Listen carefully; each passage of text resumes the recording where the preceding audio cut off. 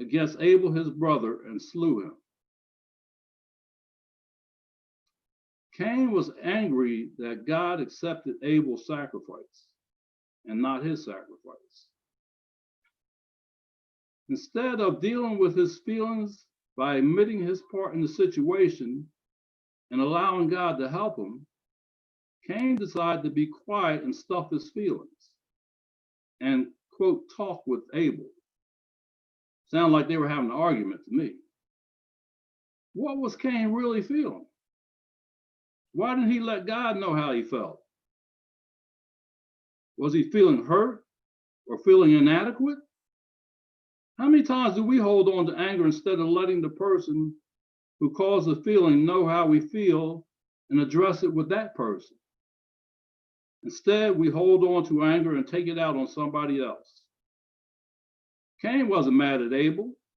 He was mad at God and was afraid to confront God. So he took it out on Abel.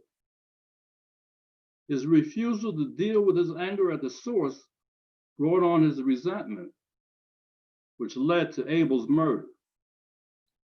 Cain was not able to be honest with himself and admit that he was afraid of taking his case to God.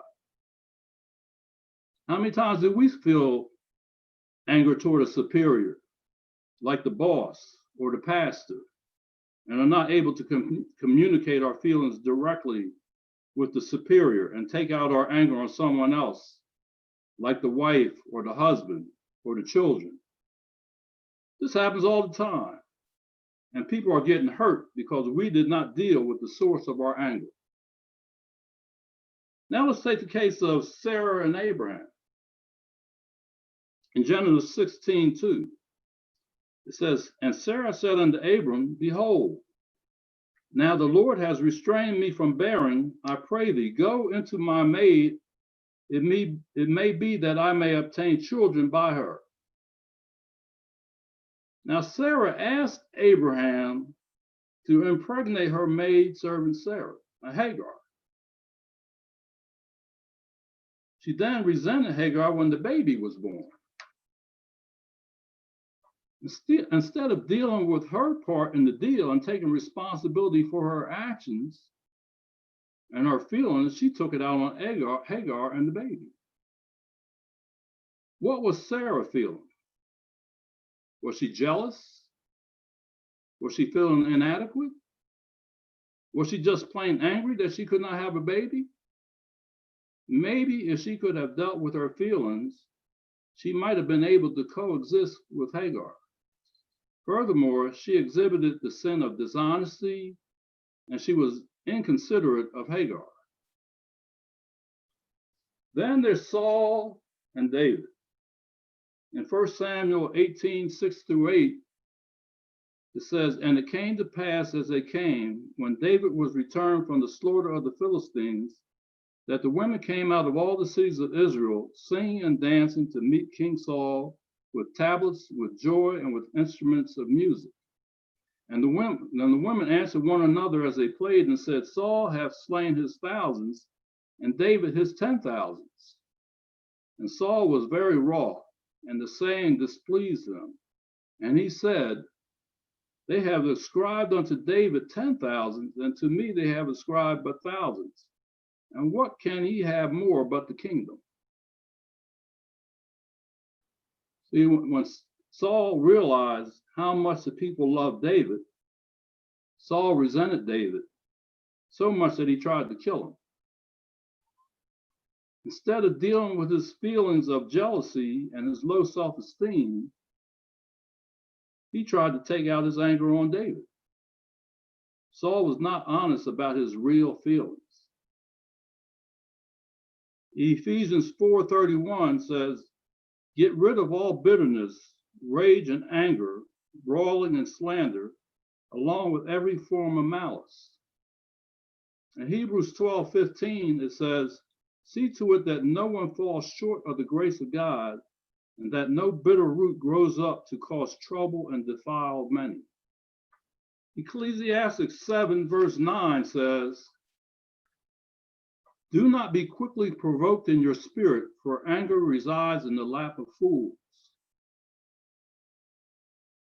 What is the result of dealing with your resentments? Will people change? Maybe they will change, but that's not the point. People may or may not change, but you will change, and that's the whole point. I said in the beginning that I had a problem with the general foreman who I had a running battle with every time I was in his presence. I hated this guy's guts, and he didn't like me either. And every time he saw me, he yelled at me, and I yelled back at him. And every time he came in my presence, I just couldn't stand it. Well, I took a look at, I tried to find out what was going on in me that made me hate this man so much. And when I took a look at it, this guy was my father. He represented my father. Every time he yelled at me, that was my father yelling at me. And I had some unresolved issues with my father. And he was the perfect foil for me to come back at him with. But I took some time to deal with and try to resolve some of the issues that I had with my father. And the more I was able to resolve the issues with my father, the better my relationship got with that man. And I never had a chance to do this, so I'm going to take the time out now, because at some later point, I put in for a promotion, and this guy had to write a recommendation for me. And it was so good that I wanted to frame it. And I'll share some excerpts from that recommendation with. This guy I had a running battle with. I hated his guts. He hated me. And then sometime later, this is what he said about me. Mr. Clay is a hardworking and dedicated employee. His performance in every functional area has been notably superior. Mr. Clay's high degree of effectiveness reflects his good character and intellectual capabilities. Mr. Clay's interpersonal skills are exceptional. His attitude towards his peers as well as his superiors is one of cooperation. I highly recommend Mr. Clay for this position. That's a miracle. The man that I hated his guts, but because I looked at myself and resolved my issues, I was able to have a working relationship with him. Now, how about this coworker who said he was going to fill in for me and then he didn't show up? Now, I was a supervisor and I was scheduled to work on a Saturday, but I had been in a speech contest and I won this contest the week before. So the next week, I had to be in the speech contest the next Saturday, and it was too late for me to put in for a day off. So I asked my coworker if he would fill in for me. And at first he didn't. He was kind of like, nah, I don't want to do it, man. And I kept bugging him and bugging him. I said, I'll even pay you, man. I'll pay you to come work because I wanted to be in that speech contest. And he hammed and hawed and said, oh, man, I don't know, man, So I said, well, good, you're going to do it then. He said, I don't know. So I went to the speech contest, and that guy didn't show up on Saturday. And I got into a lot of trouble. I almost got fired for not being on my job. And I was very angry at my coworker. And now my problem was, how am I going to go back and work with this guy who betrayed me like that? Again, I had to look at myself. What was my part in this situation? Well, I really wanted to get that time. I really wanted to be in that speech contest. And even though this guy didn't really want to do it, I tried to get him, I kind of tried to cajole him to do it. And if I had really been honest with myself, I would have recognized that he really didn't want to do it, and I would have looked for some other options. So I was partly at fault in the matter, even though he did disappoint me.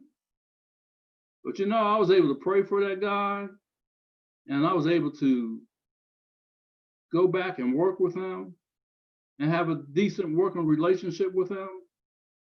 And after I left that office, for the rest of my career, anytime I would run into that guy, man, we'd hug and have a good laugh and talk about old times, and it was all good.